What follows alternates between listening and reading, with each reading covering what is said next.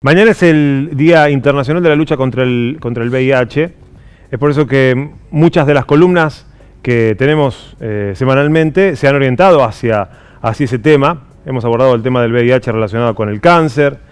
Y ahora también en la columna de los viernes, y enfocados desde el punto de vista pediátrico, vamos a conversar sobre este tema con el doctor Alejandro Severini. Buenas tardes, doctor. Buenas tardes. Bienvenido, gracias por estar de vuelta con nosotros. Gracias, gracias. Y la conexión de la cuestión pediátrica con el VIH, en este caso está dada por la importancia del testeo para prevenir lo que es la transmisión vertical. Así es. Claro. Sí, en realidad, bueno, supongo que en la semana habrán hablado esto de una enfermedad en donde provocada por un virus que ingresando al organismo provoca, y durante un tiempo hasta que el virus empieza a replicarse, se empieza a difundir dentro del organismo, provoca una caída muy grande de las defensas orgánicas. Esto es para que lo entienda todo el mundo. No, pero está bien, porque así un abordaje así como más general no habíamos hecho todavía. Claro, entonces, ¿qué pasa? Que pasando esto y pasando un tiempo, el organismo empieza a tener como menos defensas para enfermedades que pueden ser potencialmente muy graves o mortales. Claro. Y enfermedades que habitualmente no son comunes, ¿no? Por ejemplo, la toxoplasmosis cerebral o algunas otras enfermedades que se producen a nivel de distintas vísceras o a nivel de los ojos, a nivel del cerebro, a nivel de los pulmones, por ejemplo, incluido también algunas veces el tema en las últimas etapas que puede estar relacionado también con el tema de estas bajas defensas, con el tema del cáncer, ¿no? Pero claro. Bueno, particularmente en el tema de los chicos es que cuando comienza cuando empezamos a tener idea de esta epidemia, terminando los años 80 por ahí, acá en la Argentina, ya había empezado mucho antes en otros lados, empezamos a ver que había chicos que empezaban a tener enfermedades serias, que no sabíamos bien de qué se trataba, y cuando empezamos a hacer los test, el testeo, o sea, en ese momento eran pruebas bastante complicadas y qué sé yo, empezamos a ver de que aparecían chicos que tenían HIV, o sea, que tenían el virus y que ya tenían el síndrome de inmunodeficiencia adquirida, que sería la sigla de SIDA, claro. ¿No? Porque tener el virus no significa todavía tener la enfermedad, pero sí contagiamos. Esto es lo importante. Y hay un periodo en donde incluso ni con los análisis, que es más o menos el periodo de un mes, que es el periodo ventana, que por ahí podemos hacer el análisis y puede dar negativo. Por eso por ahí es conveniente, frente a situaciones de riesgo, o que alguien haya pasado por situaciones de riesgo, ahora después vamos a hablar de eso, se haga un testeo, supongamos ahora, y otro en 45 días, porque seguramente claro. Si hay alguna posibilidad de que el virus esté rondando, ya va a aparecer en el segundo testeo. O sea, la carga viral en ese periodo no es tan grande como para detectarla, digamos. Sí, en realidad lo que primero vamos a ver son anticuerpos. O sea, son los que de alguna manera se ponen en juego cuando el virus entra al organismo. Hay anticuerpos que, si bien salen y serían como unos micropolicías dentro del organismo que salen a ver qué pasa, pero no lo pueden atacar, o sea, atacan a medias. El virus de todos modos parasita las células de alguna manera, o sea, los linfocitos, se mete dentro de los linfocitos y ahí se replica, o sea, se duplica y empieza, una vez que ese linfocito está lleno de virus, estos virus se expanden y a la vez vuelven a atacar otros linfocitos y así. Eso es. Los linfocitos vendrían a ser células sanguíneas que están relacionadas con las defensas, con ciertas defensas, ¿no? Claro. Bueno, ¿qué pasaría ahí? En realidad, con el tema de esto que veíamos en los chicos que aparecían enfermos, es decir, bueno, cuando empezábamos a estudiar a los papás eran los que estaban enfermos en realidad. Y que la mamá durante el embarazo les había transmitido al bebé el virus, ¿no? Claro. No era que los chicos se habían puesto en riesgo, sino que la mamá le había transmitido por vía transplacentaria, o sea, lo que se llama transmisión vertical, Entonces, por eso es importante en este momento el testeo, sobre todo, bueno, en general de toda la población y sobre todo en el tema de los embarazos, ¿no? Y sobre todo en aquella persona, aquella mujer que quiera ya embarazarse, ¿no? Ajá, claro. Esto es importante. Y por otro lado, porque es una manera de poder controlar la enfermedad en sus etapas quizás que son tempranas. ¿Por qué?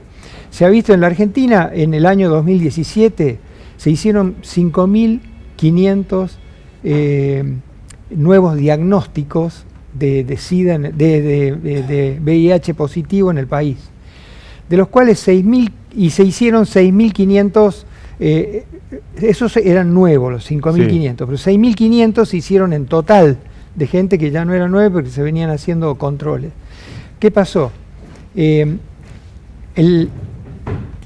3 de cada 10 de estos nuevos casos era de gente que no sabía que tenía esto, que no sospechaba que claro. Se lo hizo porque se quería hacer un estudio. Claro. No es que venía con alguna duda, que hubiese estado en alguna situación que había considerado de riesgo, simplemente se lo hizo para saber. Exactamente. Y lo más terrible del tema es que de aquellos que resultaron positivos, 3 de cada 10, o sea, un 30%, sí.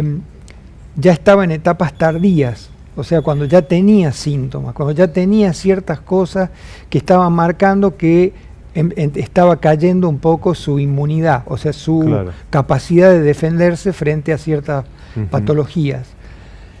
Esto representa para un país una catástrofe, porque digamos, la carga económica que significa sostener un programa de VIH es muy grande y por lo tanto cuanto antes podamos hacer el diagnóstico y tratar la hospitalización, el arsenal de medicamentos que vamos a usar siempre va a ser menor o va a ser menos costoso, ¿no? Entonces por eso quería esto de insistir a la población de que, bueno, sobre todo los jóvenes, a partir de los 12, 13 años, que se hagan el estudio. Es un estudio, ahora en este momento, por suerte, Catamarca está justamente con esto de la semana anterior al Día Internacional del HIV, está haciendo testeos en la plaza, está haciendo testeo en todos los CAPS, en todos los centros de atención periférica. En la universidad y también que estuvieron. Están en la universidad, están también a nivel del CUR, en el Hospital San Juan Bautista, en el Hospital de Niños y en todos los centros del interior de la provincia. Entonces es fundamental esto de que tomemos conciencia y que todos nos hagamos al menos un testeo para saber cuál es nuestra condición frente al HIV. Una pregunta un poco técnica tal vez, doctor, pero me resulta interesante. Una persona adquiere, o sea, se contagia del virus y tiene el virus de inmunodeficiencia adquirido en el cuerpo. Sí. Si no hay un tratamiento, empieza su proceso paulatino de desmejoría hasta desarrollar el síndrome del SIDA, que es el de inmunodeficiencia adquirida. De ese síndrome, cuando se lo atiende y se empiezan a proporcionar los cócteles de drogas y demás, ¿se puede en un momento decir que ya no se tiene SIDA? No. No. Justamente, lo que se ha logrado es como, diríamos, entre comillas, ¿no? O sea, no HIV, sino SIDA, digo, que en un momento se pueda volver a decir que tiene HIV, pero no tiene el síndrome. A eso claro, todo va a depender de lo que dijiste en primer momento, que era el tema de la carga viral. O sea, a mayor, es un análisis que se hace un recuento de la cantidad de virus, por lo tanto, a mayor cantidad de virus, mayor posibilidad, quiere decir que más están circulando los virus. Cuando hay menor cantidad de virus, hay menos posibilidad, pero justamente lo que se ha logrado hoy con la medicación actual, incluso reducida en cantidad, porque al principio una persona prácticamente no tenía vida, o sea, empezaba a la mañana y terminaba a la noche tomando pastillas. Hoy en día, con los tratamientos combinados, esto se ha logrado de que sea mucho menor el tiempo que utiliza una persona y la cantidad de medicamentos que debe tomar diariamente. Y se ha logrado, de alguna manera, entre comillas, cronificar la enfermedad. O sea, el paciente es un VIH positivo, ha pasado quizás por un episodio de SIDA, de síndrome de inmunodeficiencia adquirida, y en este momento, si la carga viral es sumamente baja, puede ser de que tengan menos posibilidades de desarrollar enfermedades serias, claro. Sobre todo infecciosas, ¿no? Pero esto no quiere decir que no contagie. O sea, claro. Por eso es fundamental el tema del uso del preservativo, es decir, en esto, frente a las relaciones sexuales, siempre es importante, más allá que se use un método anticonceptivo, es utilizar un método de barrera, en este caso, lo único que tenemos como conocimiento hoy en día que funciona y que es totalmente protectivo es el preservativo, ¿no? Hay que tener en cuenta que acá en el noroeste argentino, de las personas diagnosticadas, el 54% son varones y el 40 y tantos % son mujeres. Las mujeres siempre, el 97% es por relaciones sexuales con hombres sin protección. Y en los varones, en general, es por relaciones sexuales entre hombres sin protección también. Esto no quiere decir que no exista la posibilidad de contagiarse en relaciones sexuales heterosexuales, sobre todo cuando se utilizan la vía anal o la vía vaginal y hay intercambio de sangre o efluvios que puedan tener el virus. Por lo tanto, es importante el tema de utilizar la barrera. Claro. La barrera que es, en este caso, el preservativo.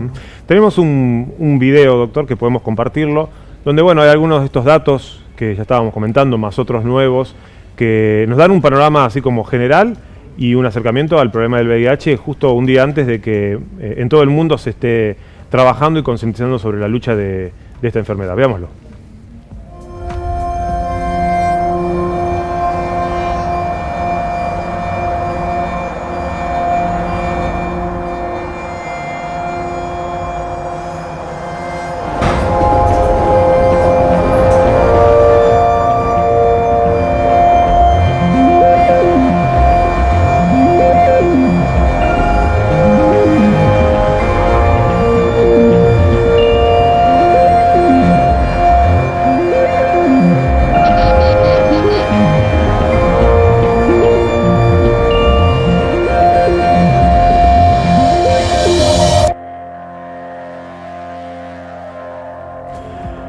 Y volviendo al tema que habíamos planteado de la transmisión vertical, actualmente eso es obligatorio, digo, es un análisis de rutina obligatorio para la mujer embarazada, el hacerse el test de VIH, o cómo está planteado desde el sistema de salud pública. Sí, en realidad está dentro del combo que uno le realiza una embarazada, pero hay que pedir como una autorización previa, o sea, tiene que haber un consentimiento para realizar el análisis. En realidad lo que hay sí es toda una charla previa justamente para concientizar de la importancia, porque si una mamá tiene VIH y está embarazada, y si uno puede hacer el tratamiento durante la última etapa del embarazo, sobre todo, y en el momento del nacimiento del bebé, no hacerlo por vía vaginal, sino por cesárea, y darle la medicación al bebé, hay altas posibilidades de que el bebé no adquiera el VIH y uno pueda como controlarlo de entrada, ¿no? Una mamá con VIH que da a luz un bebé sin controles y sin detección de la enfermedad, ¿qué porcentajes tiene, si es que está medido esto, de que el bebé adquiera la enfermedad? Y es altamente, es muy alto, es muy alto. No puedo decir un 100%, sí, pero es altísimo. Y si se hacen los controles, se detecta la situación y se toman los recaudos posibles. Baja muchísimo, baja casi al 3%, entre el 3 y el 5% las posibilidades. Claro. ¿No? Entonces ahí ya no se trata solamente de una decisión para una protección o el bienestar personal, sino también del bebé, ¿no? O sea, de la madre y del bebé también al mismo tiempo. Claro, porque en realidad, aún en el caso de ese 3% que el bebé adquiriera, si es tratado inicialmente y bien tratado y el tratamiento se sigue, también uno puede, como decía, o en otros casos, cronificar, o sea, evitar de que haga el aumento de la cantidad de virus dentro de su organismo. Claro. Por lo tanto, es probable que uno pueda irlo manejando durante años, décadas, sin problemas. Seguro. Bueno, hay un organismo que se dedica exclusivamente a la temática, que es el Centro Único de Referencia, pero usted, doctor, tiene muchos años de experiencia y de trabajo aquí en la provincia. ¿Conoce cifras o estadísticas sobre la problemática o la situación del VIH-Sida aquí en la provincia de Catamarca, o algunos datos que sean más o menos aproximados? En realidad lo que más nos está preocupando en este momento es que, sobre todo en la población, digamos, bueno, por lo menos en lo que yo conozco, puede ser que en la parte de adultos sea diferente, pero en la parte de pediatría, que hacemos también adolescencia en el hospital de niños, hemos empezado a notar que hay cada vez más aumento de consultas por enfermedades, o sea, infecciones de transmisión sexual, ¿no? Y esto, bueno, es un tema, o sea, por eso es importante en este caso el tema de la educación sexual integral. Esto no es una necesidad, es una obligación prácticamente civil de todo los que componemos la provincia, justamente para que todos los chicos estén bien informados y saber cómo actuar y cómo protegerse frente a estas cosas, porque en realidad el tema de la sexualidad es una realidad. Entonces no podemos tapar el sol con un dedo, y tenemos que ver que tenemos que trabajar, más allá de que podamos trabajar con otros sistemas, con otras maneras, que sería, no sé, que la abstención, por ejemplo, con la cual, bueno, sí, si realmente alguien se puede abstener, sería bárbaro, pero realmente en los jóvenes, esto es prácticamente algo bastante imposible. En realidad es una pulsión. La sexualidad es muy fuerte en la adolescencia, y por lo tanto sabemos ya que en el caso de las nenas, la iniciación sexual, la media de iniciación sexual es los 15,5 años, y en los varones 14 y tanto. O sea, estamos hablando que los chicos en la etapa de su adolescencia seguramente van a estar en contacto con las relaciones sexuales y con la posibilidad de adquirir alguna infección de transmisión sexual. Hacerlo sin hacer todo eso sin información es un suicidio prácticamente. Por supuesto. Siempre la ignorancia va a ser perniciosa para este tipo de cosas.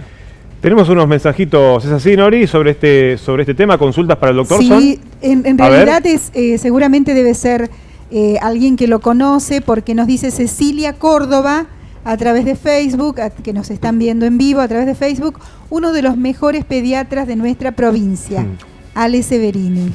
Esto nos dice Cecilia. Muchas gracias. Y bueno, hay mucha gente que nos está siguiendo a través de Facebook, que manda saludos. Pero especialmente eso es lo que dice Cecilia para el doctor, ¿sí? Bueno, ¿hay otro? Y tenemos, a ver, tengo acá uno a través de Facebook que dice, no, este tiene que ver con los sorteos, así que ese era para el doctor de parte de Cecilia, y hay otros sí que tenemos de saluditos que los damos en la entrada del próximo bloque, bueno, ¿te parece? Perfecto. Sí, claro, no, si eran consultas o mensajes directamente relacionados con el doctor Alejandro. Bueno, y todas estas conversaciones de todos estos días relacionados con el VIH siempre los cerramos diciendo lo mismo. Aprovechen las oportunidades que hay para hacerse el testeo. Exacto. Que en otro momento del año cuestan dinero, cuestan tiempo. Digo, hay que ir, hacer un pedido, ir al laboratorio. Lo dijimos todos los días. Y hoy está gratis, rápido, en la plaza de la Reforma de la Universidad, Plaza Central, en los CAPS. No toma nada de tiempo, 10 minutos como mucho. Y rápido está la información. Y fundamental, es gratuito, claro, y es anónimo, o sea, no tienen que dar ningún dato, se coloca una sigla y un número nada más, y en el momento de recibir los resultados es atendido por un profesional que no le va a pedir ningún dato, ni siquiera el nombre, ni el apellido, nada. Ahí se ve si es positivo o negativo, y en base a si es positivo, seguramente hay que hacer otros estudios para confirmar el diagnóstico. Pero realmente es una oportunidad esto, de no perder la oportunidad de tener un diagnóstico temprano y la oportunidad de un tratamiento, valga la redundancia, oportuno y eficaz.